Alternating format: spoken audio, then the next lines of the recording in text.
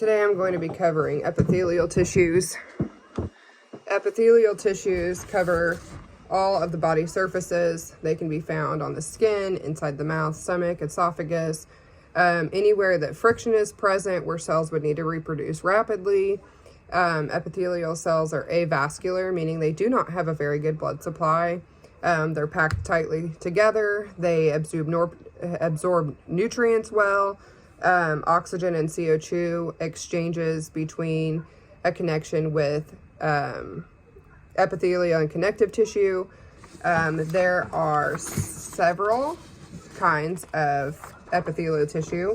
There's simple squamous, which are flat single layer cells, simple cuboidal, which are single layered cube shaped cells, and simple columnar, which are single layered columnar shaped cells. They have macrovilli on them that help absorb nutrients. That macrovilli helps give a more surface area.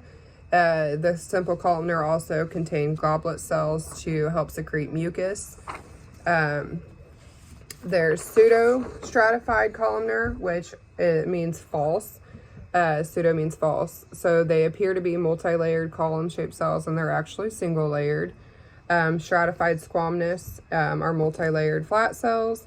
And these lower-level cells divide by mitosis and are continually providing new cells. And then there's stratified columnar, which are multi-layered column-shaped cells. There's stratified cuboidal, which are multi-layered cube-shaped cells. These are specialized cells that are called glandular epithelium, and they produce and secrete substances like hormones. Then there's transitional cell epithelial cells, which are pear or olive shaped, and they're stretchable. They're found in the bladder, and this is non-stretched, and this is stretched here. Then there's connective tissue. Connective tissue is the most abundant tissue in the body. It is vascular, it has a very good blood supply. The cells also reproduce, but not near as rapidly as epithelial cells.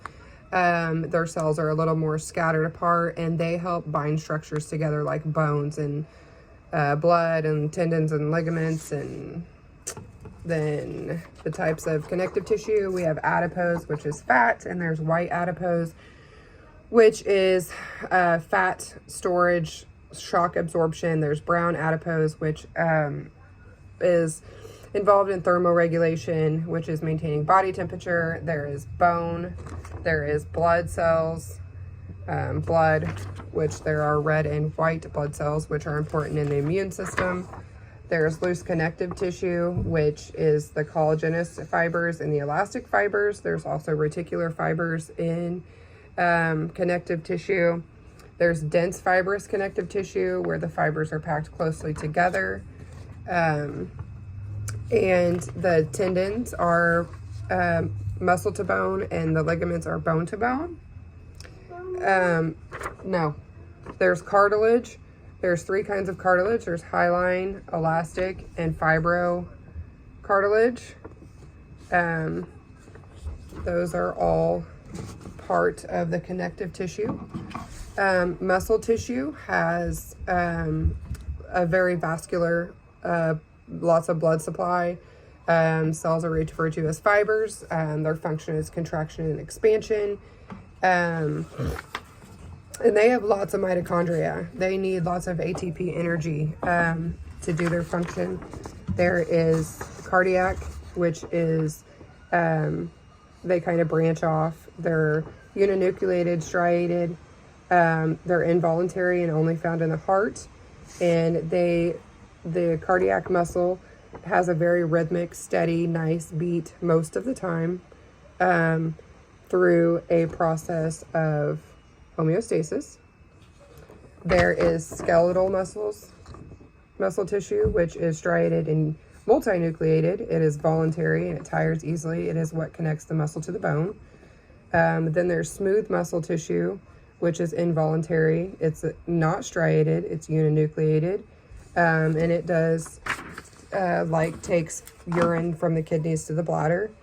Neuroglial cells and neurons are different in that neuroglial cells are what help aid and support neurons to send electrical signals. Neuroglial cells carry out phagocytosis, which is destroying foreign substances.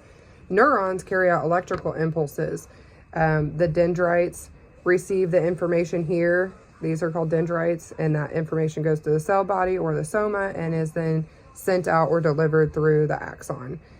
And the nervous tissue and the endocrine system, like the nervous system and the endocrine system, work together to provide